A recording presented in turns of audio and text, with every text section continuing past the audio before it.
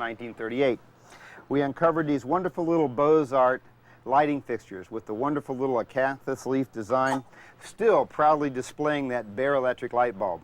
But as early as 1905, designers were moving away from this harsh and uncomfortable glare of this naked bulb.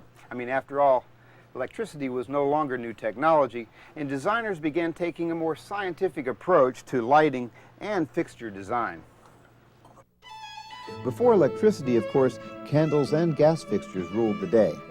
In fact, some early Beaux-Art style fixtures were wired for both electric and gas, just in case the new technology didn't work out.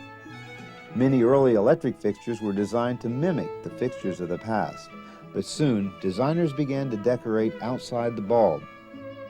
A variety of lampshades and bowls were developed, making the light more pleasing and easier to direct. Thousands of new designs were introduced, from floor and table lamps to inverted bowls on the ceiling, a type of fixture often used in service areas like kitchens. A simple fixture mounted in the ceiling simply isn't enough by today's standards, especially for high-use areas like kitchens. And modern kitchens serve a variety of functions, so we've incorporated a variety of new lighting. First and foremost, a kitchen is still a workspace, and food preparation demands plenty of good light. So we began first by installing 100-watt halogen fixtures in our ceiling. This provides a good base of general room illumination. Then we installed these pendant lights as direct lighting for the high work area on our new countertops. And finally, over our new island, we hung the chandelier, which not only illuminates our nice worktop, but it also adds a lot of design appeal to this room. In the dining room here at Harlow House, the only electrical devices used to light the room were sconces that were placed on each side of the door. For the center of the table, they had large candelabras, which I'm sure created an elegant atmosphere for formal dining in the 30s. But our new homeowners were a bit more practical, so we incorporated these lovely chandeliers, which our designers selected. They're made out of bronze and alabaster, and they create a nice warm glow here. But they do require some planning because we were concerned about the height of the chandeliers off the floor. So a good rule of thumb is to place them between 5 and 5.5 feet whenever you have chandeliers over a dining room table such as this. In other areas where you're going to have traffic flow under the chandeliers, you might want to start at about 80 inches. Our foyer has a lot of stylistic detail. The spiral staircase, the Palladian windows, and this wonderful crystal chandelier. There was no way we were going to replace this beauty, but we did remove it for cleaning and electrical rewiring.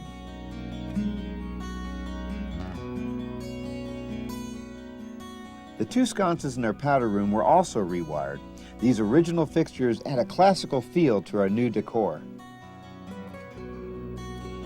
It's interesting that very large rooms, like our music room, had no original fixtures at all.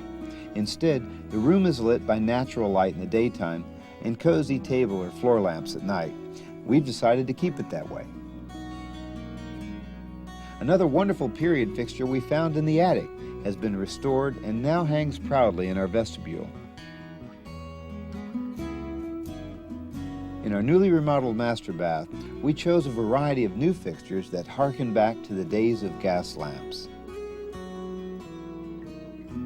But what about lighting outside the house? We talked with consultant Guy Romano. Hey, Guy. Hey, Mitch, how you doing? Pretty good. I don't want to put you on any pressure, but I was told that we're going to have a light show this evening. You going to be ready? That's right. This is the last of the lights we're putting in right now for you, Mitch. Oh, okay. Well, what do you got here? This is called a pagoda. It's used for pathway or walkway or step lighting. What's nice about the pagoda, it's got fins that shine, you know, reflect down to pass the light onto steps and areas like this. So we won't see the bulb itself? That's correct. That's what's nice about the pagoda. Now, what is this made out of? This is powder coated. It's the die-cast aluminum. Oh, is that right? Yeah, what was that again? Die-cast aluminum. Okay, well, that's good. So we're not going to have any rust problems, Absolutely right? not, especially here by the ocean. Good. What we did was we placed one on each side to cover this set of stairs, and as you could tell, there's 1, 2, 3 sets of stairs, and we placed 2 on each side. So it's going to work for direction and security. as well as safety. Safety too, that's correct. Great. Let me show you what we did up here, Mitch. Right. Again, we have to see this at night to really appreciate it. I understand. Because of the pretty architectural design here, we wanted to focus some lights at night to really highlight it. So what we did here behind this beautiful Hey, don't knock my pot. plans. We're going to I know keep you're the going to planter. take care of it. Okay. It's just kidding. We put some wide, big type bullet fixtures so we can put a bigger bulb and a wider bulb so we can do a nice wall wash. So, oh, I see. That's to going to be highlight nice. You this got thing. one on each side of That's the door, correct. huh? We put them on one on each side, and that should give it a nice definition, and we'll be able to see it really well at night. Oh, I hope so. Let me show you what else we did here because of these beautiful trees. Here we wanted to take advantage of this unusual shape of these trees. Oh, I know. Aren't they wonderful? They're really nice, and they kind of grow away from the house. Yeah, So it's very hard to put a light right in front for safety reasons. Okay. So what we did here was we created a different type of look, a silhouette look. By placing a smaller bullet fixture in the back, we got two purposes out of it. One, we highlighted the building, give it a nice wash, and plus two, you'll get a silhouette look, kind of a 3D dimensional look. that'll be wonderful. Oh, it looks sweet. And we did the same thing, we applied the same to this, the rest of the patio here. Great. Now, the other thing we did, Mitch, is on the east side of the house. Let's go take a look at that. We have these pretty palm trees. In my opinion, I like the tree palm effect. And what we did was we shot some nice quartz narrow beams to give you a nice pretty look. Once you get them cleaned up and trimmed, Mitch, it's going to really be very pretty at night. On this end here, we wanted to take advantage of all these beautiful magnolias, and what we did here was we placed several bullet lights with a wide flood, not too bright, but enough to really show this up. You got two of them on each tree. That's huh? correct, and give it a nice, interesting look. Later that night, we were able to see the result of Guy's work. The combination of fixtures that he and his crew installed make nighttime at Harlow House a completely new experience. Together, the exterior fixtures accent the natural setting of the home and its rich classical details in a very dramatic way. The pool and the statuary were also highlighted, as was the loggia, many visitors' favorite part of the home. At the entrance, mercury vapor lamps helped illuminate the driveway, with pagoda lamps establishing the boundaries. Recently, Today's Classic Homes traveled to New York to get an inside look at the restoration of one of the country's most famous Beaux-Arts landmarks. Completed in 1913 after 11 years of construction, Grand Central Terminal in New York is much more than just a railroad station. In 1978, a Supreme Court ruling called for the restoration of the deteriorating station, making it the cornerstone of the historic preservation movement in America. Today, Grand Central is, in some ways, closer to what the original architects had planned. We talked with Chief Restoration Architect John Bell. Historically, cities have always had gateways. Whitney Warren's concept was just that. And if you look at the three arched windows facing down Park Avenue South, I think you would agree that it is the perfect example of a gateway. There happen to be windows in the arches, but that really is a detail. There is the great triumphal arch, the traditional welcome to the city in triplicate. In 1988, when we began the master planning process, the terminal's condition was nothing like it is today, obviously. Metro-North had managed with their limited funds to repair the roof, so the water was no longer pouring through the roof. But there was still every sign of what that water had done in the way of damage. Every surface that we looked at was gravely damaged. When we first saw this ceiling and all of the plaster ornament around it, you could hardly distinguish one with the other because everything was covered with a thick, thick layer of pollution, dirt, and grime.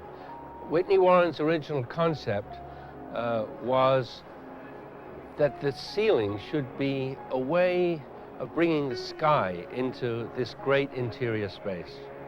And that's what eventually was put up on the ceiling.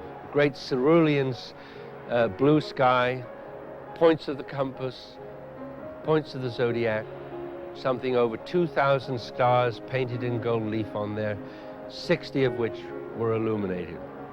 We have not repainted the ceiling. What you see is the original paint surface. All that we have done is very carefully clean it.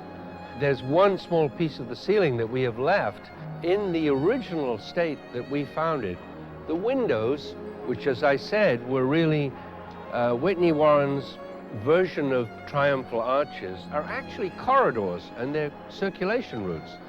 And so you have this wonderful concept that on any day you might very well see people walking, what appears to be walking on air. I don't think you could describe this as a dark and dingy space. The sunlight comes in from different directions. 8 o'clock in the morning it comes in from the east. By noon it's coming in through the 5 eyebrow windows up there. It's constantly moving, the light is constantly moving around this space. That was one of the geniuses of this building. We found in the plan room the drawings of this staircase. This staircase is not 86 years old, as is that staircase. This is a staircase that we have built according to the plans of Whitney Warren, which he never built. Here was the finest example of Beaux-Arts interior space in this country, missing the important element that would have made it totally symmetrical, Whitney Warren's staircase. And I thought that that was a mission that we contemporary architects should take on in homage, if you will, to him. I have been leading a one-man campaign to have all New Yorkers think of this as our town square, because it really is a town square. And more, even in big, anonymous, tough New York, there are a lot of people in Midtown who know each other, and as they walk through this place, if they're lucky, they greet each other. And the only difference between this space and a town square in a European town is it's got this wonderful hat. This great, look at this wonderful hat it has. And so I say, this is New York's square. It's our town square with this very beautiful hat on. Grand Central was born in the era when this new invention, electricity, was taking hold of society. They were so excited with this new technology that even though they use styles of lighting fixture which are quite classical and ornamental, they didn't hide the light source. Every one of those chandeliers has 144 light bulbs, and you can see every one of them. They didn't try and hide them. They wanted you to see them because they were proud of this new technology.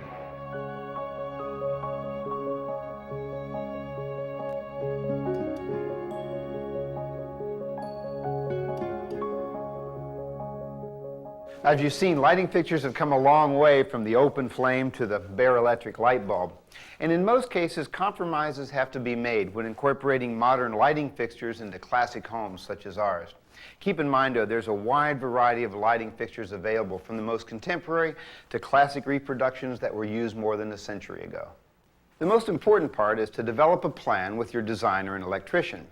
Look at each room individually to determine its needs. A workstation is going to require more direct light, while a comfort area, more indirect lighting. After that, accent lights can be added to create atmosphere or to light specific areas. So, thanks to Thomas Edison and modern technology, we've been able to recreate classical details of the past without sacrificing modern convenience. On our next program, we'll be looking at the new high-tech security and communication system we've installed here at Harlow House.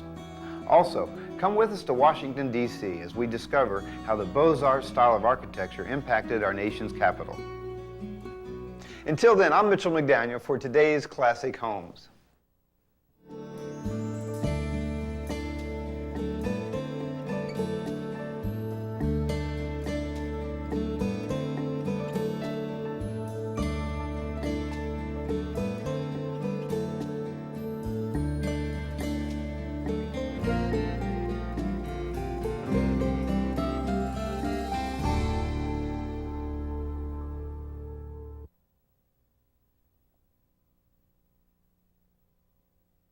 Funding for today's Classic Homes has been made possible by the following corporations.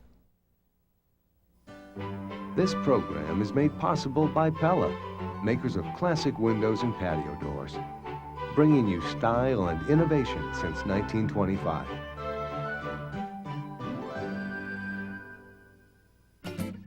And by your neighborhood Sherwin-Williams store. With paint, stain, wallpaper, and decorating ideas, Sherwin-Williams can help you create all the looks you've imagined. And by DuPont Corian, used in commercial and residential applications worldwide, including new applications like furniture, lighting, and architectural details. Corian, looking beyond the surface for ways to express your design and performance needs. Made possible by Hartco Quality Wood Flooring Company, makers of Pattern Plus 5000 and other sliced cut hardwood flooring products. To order a copy of this program, please call 1-800-256-4408 or send $19.95 plus $4 shipping and handling to the address on your screen. Please specify episode number 210 when ordering. This is PBS.